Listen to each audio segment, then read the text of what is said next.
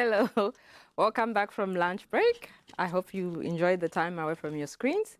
And for now, we go to the roundtable discussion.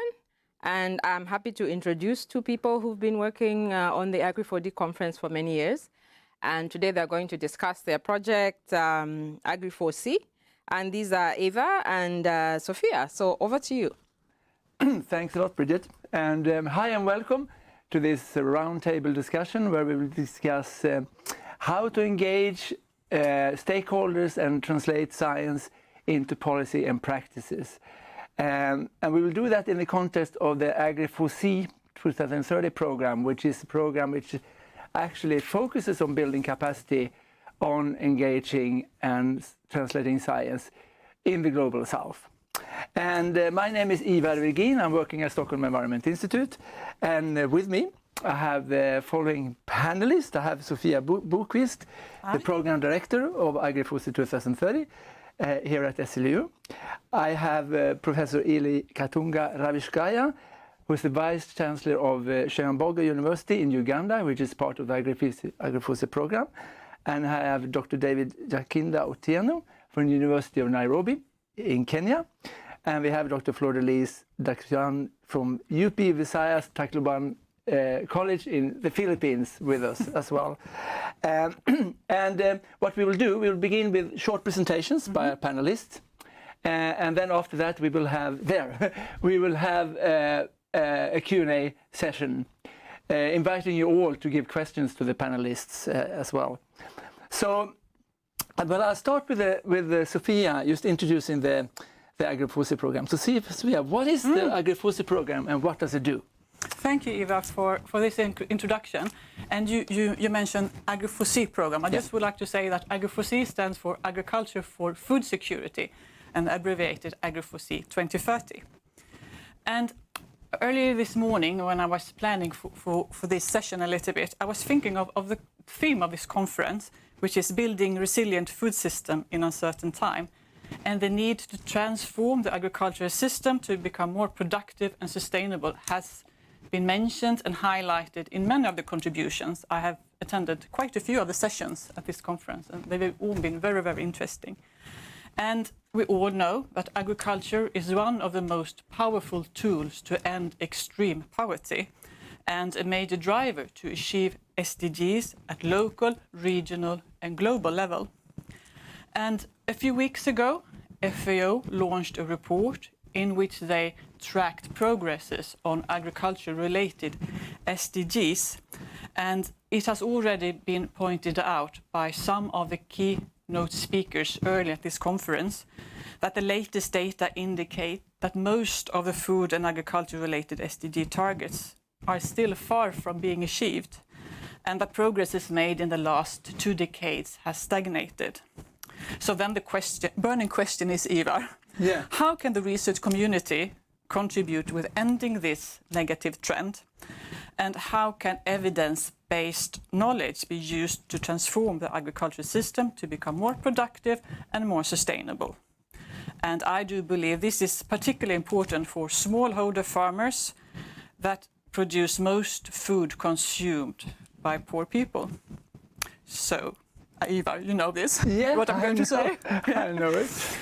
The AgriFoSe response to this is increased use of science-based knowledge in policy and practices by engaging with relevant stakeholders. And I'm a researcher. I've been trained in designing projects, generating data, writing papers, supervising PhD students, publish the data.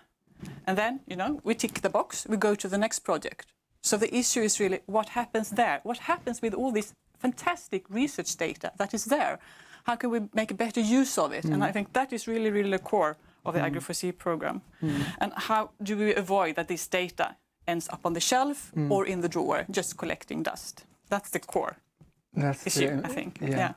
So AgriFoSe 2030 synthesizes and translates evidence-based data. And this is done by collaborating with the universities and stakeholders locally and regionally, and engaging the scientists and other partners that are important for this. And this is done through various courses and trainings and also different change projects we have. And currently we're supporting 17 different change projects in South and Southeast Asia and Sub-Saharan Africa. And I believe, Eva, we will hear from 2 of them during this session. Right. Yeah. Now, thanks, Sophia, for that great presentation and also posing these important questions that we will get some answers on by the next 3 panelists here.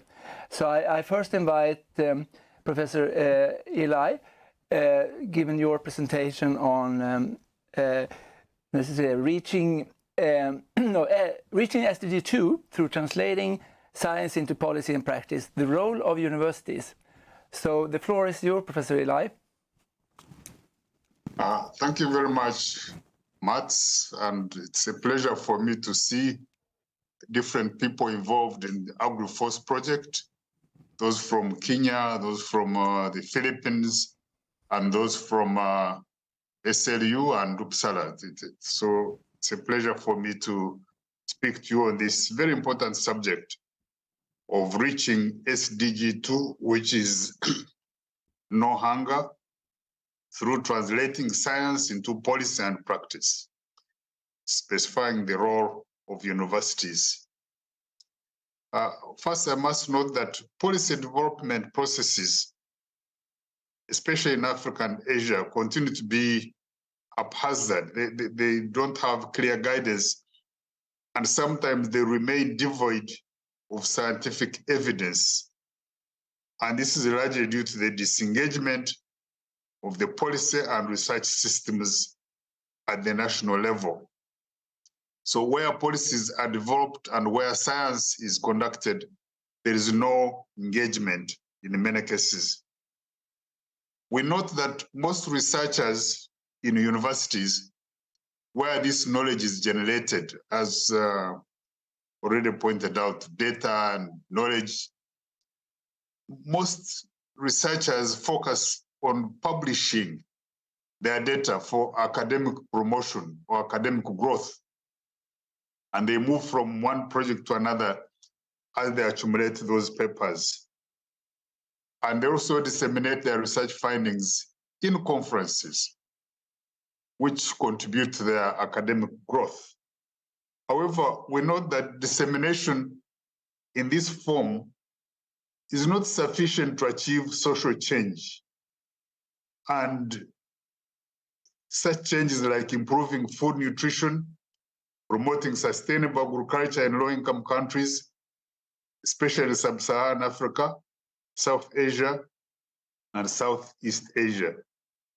It is therefore important that various stakeholders share knowledge, this knowledge which is developed in universities through designing studies, conducting research, collecting data. Various stakeholders need to share this knowledge and jointly construct or co-create new knowledge to achieve the UN Sustainable Development Goals. The divergence between research and policy often results in inappropriate policies that do not lead to achievement of the SDGs we are talking about. The important question, therefore, colleagues, we need to answer are how to obtain buy-in from leaders, practitioners, and community stakeholders, and how to successfully engage in translation research. Most policymakers in our part of the world are politicians, and the interest of politicians appears to be different from the interest of the researchers. So there is this mismatch where the research done in universities is not bought in by the politicians, especially where it does not address the interests of the politicians as they look at maintaining their political career in the years going forward. However, it is incumbent upon researchers and universities to develop systems where they bring in these politicians to be part of the research design process, dissemination process, and policy development. The activities of AgriFoSe 2030 are consistent with the African Union target of eliminating hunger and food insecurity by 2025, as indicated in African Agenda 2063 and the African Union Summit Decision on Accelerated Agricultural Growth and Transformation, reaffirmed in 2014 and 2015.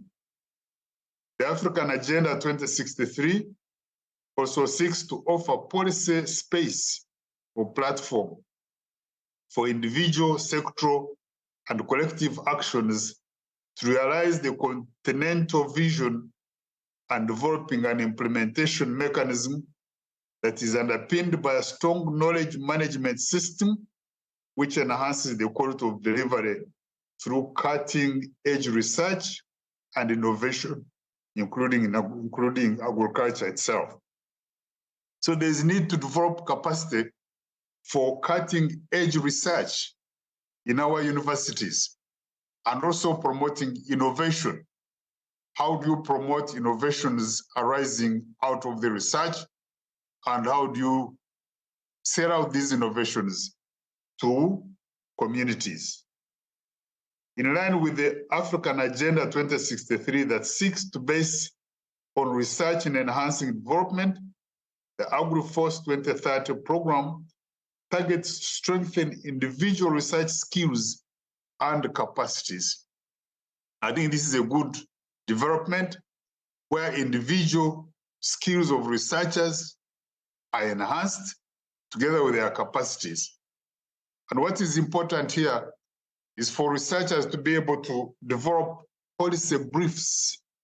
So as they are training, a component of developing policy briefs should be built in. When I was in Makerere, we had this component in Sida, where researchers were expected to develop policy briefs, 1 page or 2 pages from their thesis or dissertations, which politicians can take up and read and then develop policies from there. We know that universities have a role in translating science to policy and practice, because most research takes place in universities. So that's why it is important that universities must develop their capacity to design research studies, to train students, PhDs, to be able to work with communities to identify gaps in knowledge. And it is important that once you develop these designs or these studies with the communities, the chances of their uptake at the end of the study are very high, where they already have a buy-in in identifying those problems that you are going to study and come up with solutions. So universities being the core centers of research, together with research institutions, must work with the communities in designing studies and coming up with solutions. And once the study is done, they should be able to go back to these communities and explain to them the findings of their studies, and also try to engage the policymakers so that policies which are developed address particular problems which are going to improve our food security. The role of research and researchers in policy making, understanding the policy landscape. So universities must understand the policy landscape. They must understand the models and strategies for stakeholder interaction and policy engagement, tools for engagement in science communication and planning for and measuring the impact of research on stakeholder interaction and policy. Once universities conduct research, they must be able to go back and evaluate the impact of this research on the communities. And that will be through the policies that have been developed as a result of the research. So universities will have to work closely with policymakers during the course of their research if they are to influence policy. Working with the policymakers, working with the communities to buy into what you are doing. And universities must develop this capacity. And that's why I want to thank AgriFoSe 2030 for the short course that they have developed in translating science into policy. which also includes science communication. And once we run these courses, we are going to have a big crop of researchers appreciating the need to influence policy as a result of their research findings. Professor, So I want to thank you very much for this and look forward to further contributions from our colleagues. Thank you. Yeah, thanks a lot. Thanks a lot, Professor, for those bringing those perspectives onto the table. And I think you, as the Vice Chancellor of one of the key universities in Uganda, it's important to get that sort of university broader perspective as well. So we now turn to some of the, as Sophia said, some of the researchers within the AgriFoSe program and their research and their insights from their research project and from their sort of translating and engaging science to policy and practices project. And we now go to Philippines, and Fleur-Elise, please, you can present, okay. And I think I can have your first slide here. Floor is yours, Fleur-Elise. Okay, is the slide available for me?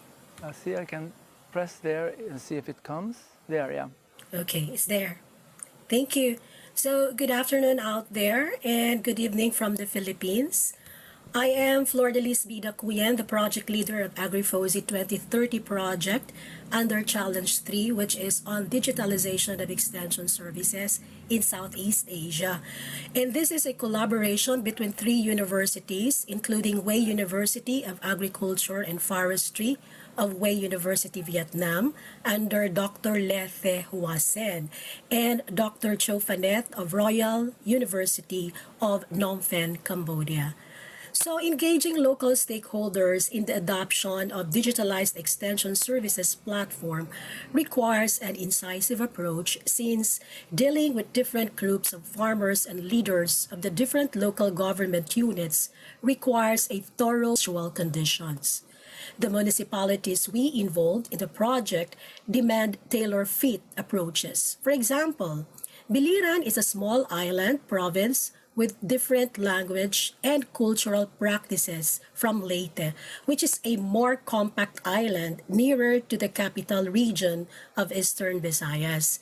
Hence, there was a need to gain a deeper understanding on what will work and what will not work with these groups of local stakeholders. So how did we prepare them? We started with the key actors of the Department of Agriculture responsible for the Agriculture Modernization Program. Within the department, digitalization issues and concerns were identified. We explored thoughts, ideas, perceptions on what a digitalized extension service is and how prepared and willing people to participate with our project. We communicated to them the overall plan of the research project, its aims, and how we will proceed with the methodology, particularly on stakeholder engagement guided by the theory of change framework. Since the reception of the stakeholders was positive and the level of excitement was apparent, our team's commitment and dedication to do more than expected were strengthened. As a result, we spent more time on the ground, reaching out with the farmers, visiting homes and families, talking, discussing, and truly engaging with empathy. Not just because it was our project, but because we knew that farmers must understand the need to appreciate what a digitalized extension service is and how it will help them improve farming productivity. And yes, it did work. However, the entire process was not without challenges. There were municipalities where the local chief executives themselves were not supportive of the project simply because they lack a thorough understanding of what the AgriFoSe project was all about. There were misperceptions of being it just one of the many government programs and projects introduced to the agricultural sector mandating local participation, yet with no clear results. For instance, there was a scheduled training program folded up on the actual day of conduct due to failure of the officer in charge to secure permit from the mayor's office, and food catering was not finalized. Priority was not given due to internal conflicts which was political in nature, resulting from dissenting opinions between the local actors themselves.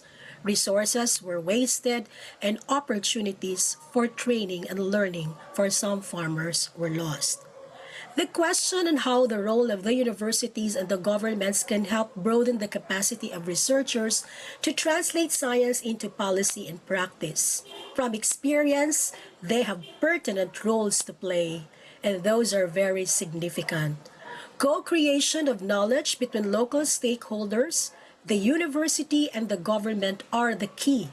In essence, the local people offer the insights and perspectives of the ground, being the most affected and impacted by the policies, while the university provides the knowledge generation platform through research works and disseminations, and the government provides the practice policy space towards societal improvement. How did we link the actors and practitioners to our university? We are the national university in the country, and we have a pivotal role in linking different actors and players towards a digitalized extension services. In our project, we utilize different communication engagement platforms, such as roundtable discussion, trade fairs, business meetings for partnerships, memorandum of understanding, council meeting participation, training workshops, and series of focus group discussions. From these engagements, policy briefs were crafted towards a more institutionalized desk in the country, and hopefully this can be lobbied at the national level by one of the congressmen in our province. With these experiences, I can say that to attain success, communication must be strengthened among the key actors and players to build a better understanding of the specific roles each party plays. And that interaction must be a regular and frequent activity to achieve sustainable partnerships. And I would say the efforts must be intentional. With that, thank you for listening. Great, Flor-Delise. Thanks a lot for sharing those experiences from the Philippines. And we now turn to David Jacinda Tieno from University of Nairobi, sharing some experience from his project, from their project in West Pokot, Kenya. David, the floor is yours.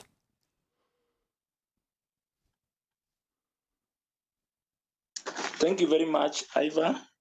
And I want to welcome everyone to this session.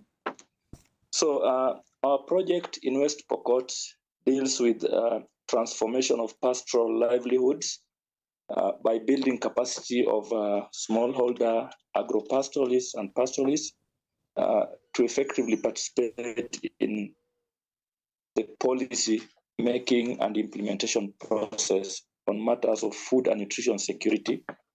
And my presentation today on small agro-pastoralists and officials in inclusive farm diversification, value addition, and nutrition practices in West Pokot County of Kenya. And just to set the context, I'll start by explaining the situation on the ground, that we are dealing with an area or part of the world majorly arising from what you can call climate change effects of unpredictable but frequent droughts. That sometimes parts of that area do not experience rainfall. Like now, there are parts that have not experienced rainfall for the last 2 years.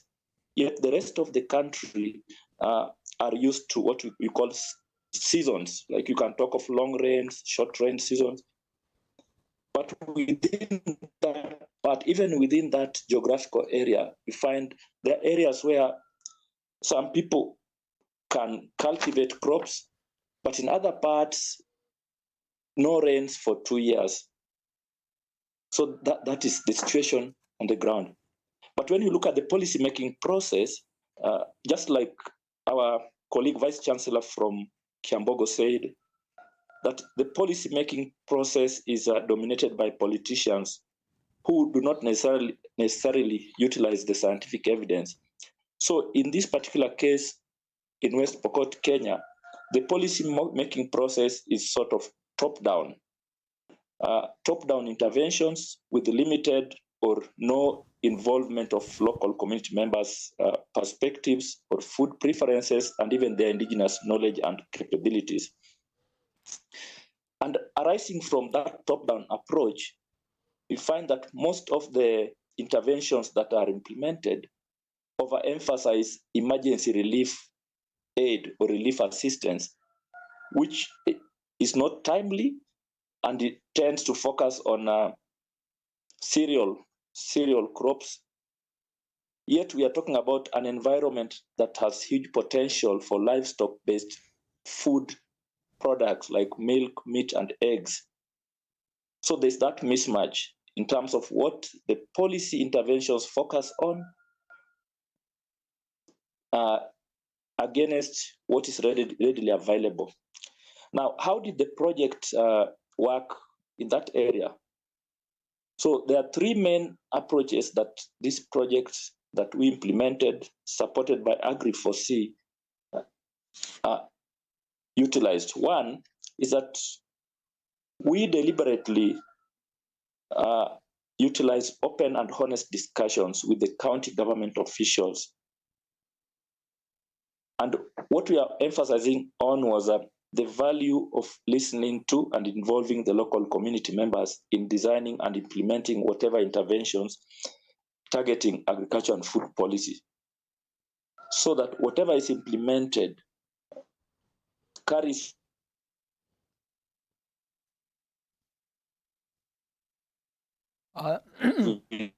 Did we lose you there, David? Second approach is that in our project, we facilitated local women groups to train others through food preparation and utilization demonstrations.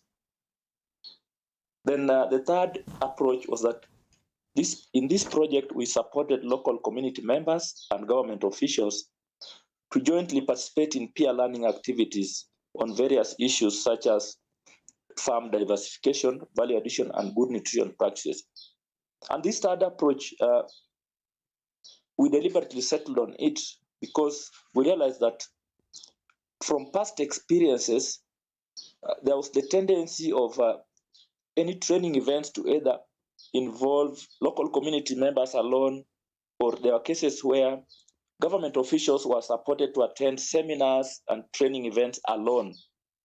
So you find that whatever the community members or the farmers or whatever group are trained on, and whatever the government officials are trained on, it was difficult to match it.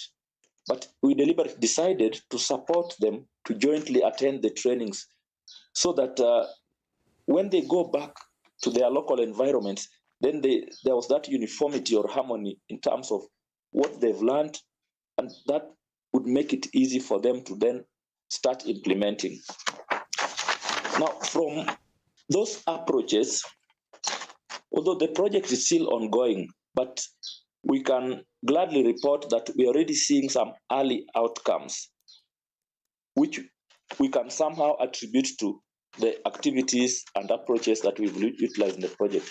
One of them is that we are seeing that more farmers are beginning to practice simple, innovative methods of doing things, for example, how to produce vegetables, based on what they learned from the peer learning events that we supported them to attend within the county and in neighboring counties. So there was that cross learning, and we are beginning to see them practicing some of those skills. The second thing is that we are seeing some recognition of indigenous food preparation and utilization by many households and county government officials. And this is coming from the food demonstrations in which we supported local women groups to be the key trainers. And when we go back, we are now seeing even other households that were not part of that beginning to embrace, and the county government officials are beginning to develop positive attitude towards the training in such matters. The third aspect is that there's an element of change in attitude by men, and this is important because the community we're working with is a setup whereby decision making and most aspects are dominated by men, and women are sort of relegated. Nobody wants to listen to them. But we are seeing a change in attitude, especially by men and even the county government officials, that they are beginning to listen to and even include or embrace the women group leaders as key resource persons in learning events. I remember when we started, it was difficult. The first meeting, when we invited and facilitated the women groups to train, men were like, they asked who is going to do the training. And when we mentioned, say, so and so will do it, said, no, women are supposed to be put in this room to listen. So it's taken a lot of, I can call it persuasion, but we are happy that we are beginning to see that change in attitude.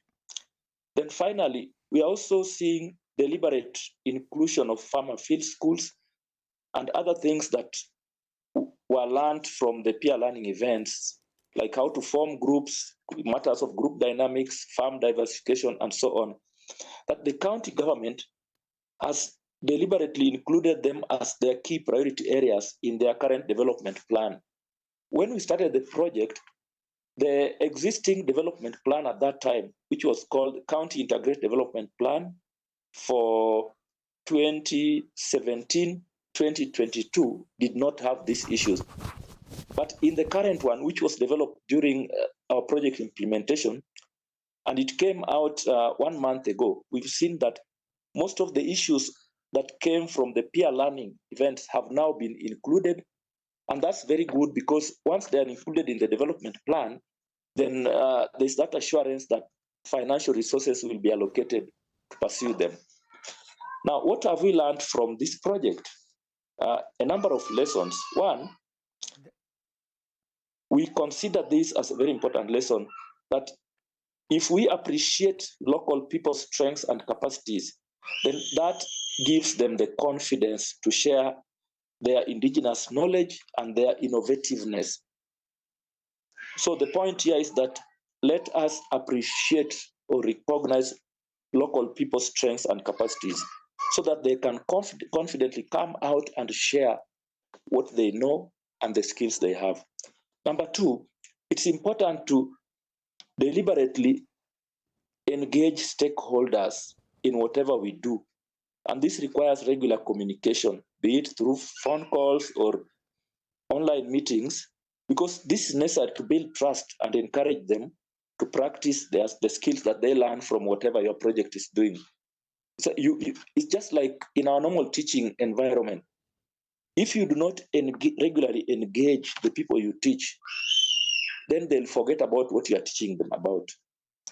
Number three is that if we allow our stakeholders to lead the activities we are doing and the processes, then we can be assured that we will get local acceptance and ownership of these initiatives.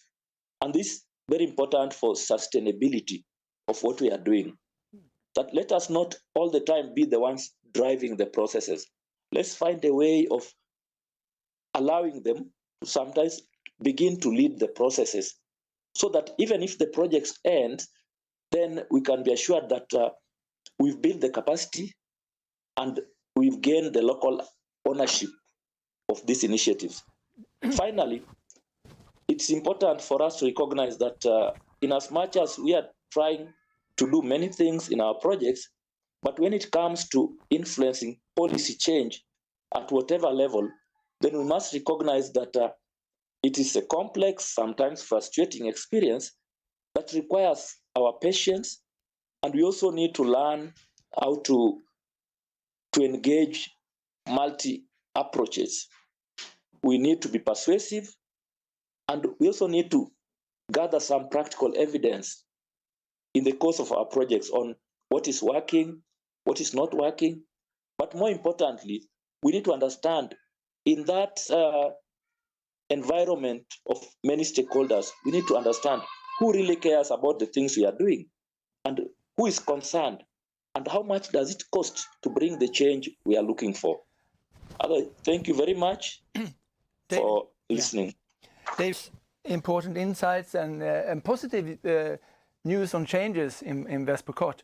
So now we don't have that much time, but we are open for discussion and dialogue among the panelists here. And to start with, I have a question to Professor Eli here. From your university institutional perspective, what can universities do to encourage research to engage with policymakers and practitioners? What type of structures, what type of incentives, what type of investments do a university have to do in order to sort of make that happen? So over to you, Professor Eli. Thank you very much for that question. One, universities must strengthen their research capacity. And by doing this, by establishing and strengthening research offices. And these offices would then coordinate research efforts and grant writing. And this would guide the researchers on the approaches to be made to design their studies with a view in mind that their findings would need to be instrumental in the policy change. So once this structural change is implemented and staff are trained in research capacity, then and also in grant writing, identifying problems of communities, designing studies, and then working with the communities. One, the directors of research in these universities, including ours, must build capacity for PhD training. We appreciate that most research in our universities is done by PhD students or people with PhDs. And this should be done as a matter of urgency, either through institutional allocations or institutional grants or through the government. Also, the university must lobby government to provide research funds to enable researchers do studies that are going to inform policy, focusing on food security. One thing I have found useful is for a university to develop a research agenda. What is it that the university is focusing on? In this time, we are talking about food security and hunger. So can we come up with a research agenda which we share with the communities, share with the government, that this is what we are focusing on? And whatever research funds we get, then we take it towards that research agenda to address the issues that we have identified, especially dealing with SDG 2, food security and hunger. We must also develop capacity for researchers to develop policy briefs. And this one we do through regular training, like the course AgriFoSe has developed, and then train our researchers to be able to write these briefs and share them with the policymakers. Through this training and research, they must also be trained in research communication. How do you communicate your research findings? How do you engage the stakeholders? How do you get their buy-in into what you are doing? And all this, of course, would require some funding, which can come from the institution, also come from government. Another thing, as the research is being done, it must be emphasized that identifying research problems must be done with the communities.